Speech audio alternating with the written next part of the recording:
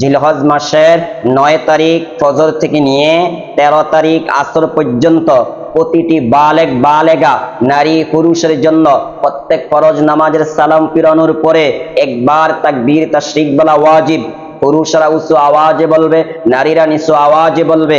তাকবীরটা হলো আল্লাহু আকবার, আল্লাহু আকবার, লা ইলাহা ইল্লাল্লাহু, আল্লাহু আকবার ওয়ালিল্লাহিল হামদ। আমাদের সমাজে অনেকেই বলে থাকেন 3 বার তাকবীর বলা নাকি ওয়াজিব, কেউ বলেন 3 বার বলা মুস্তাহাব। আসলে বিষয়টা এমন নয়, একবারই তাকবীর বলা ওয়াজিব। পুরুষরা উঁচু আওয়াজে বলবে, মা বোনেরা নিচু আওয়াজে বলবেন।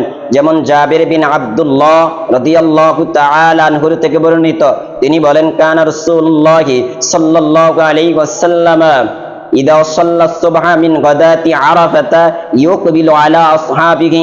আল্লাহর হাবিব যখন আরাফার দিনে ফজরের নামাজ আদায় করতেন তখন তিনি তিনার সাথীদের দিকে চেহারা করতেন, চেহারা করে ফায়াকুলু আলা মাকানিকুম। আল্লাহর হাবিব তখন বলতেন, তোমাদের যে যেখানে আছো সেখানে থেকে তোমরা কি করো, তাকবীরটা বলো, আল্লাহু আকবার, আল্লাহু আকবার, লা ইলাহা ইল্লাল্লাহু, আল্লাহু আকবার ওয়ালিল্লাহিল হামদ। ফায়ুকাব্বিরু মিন গাদাতি আরাফাতা ইলা সালাতিল আসর মিন আখিরি আইয়ামিত তাশরিক। আল্লাহর হাবিব জিলহজ মাসের 9 তারিখ ফজর থেকে নিয়ে তাকবীর বলা শুরু করতেন। জিলহজ মাসের 13 তারিখ আসর পর্যন্ত রাসূল তাকবীর পাঠ করতেন। আল্লাহ আমাদের সকলকেই এই তাকবীর পাঠ করার তৌফিক দান করেন।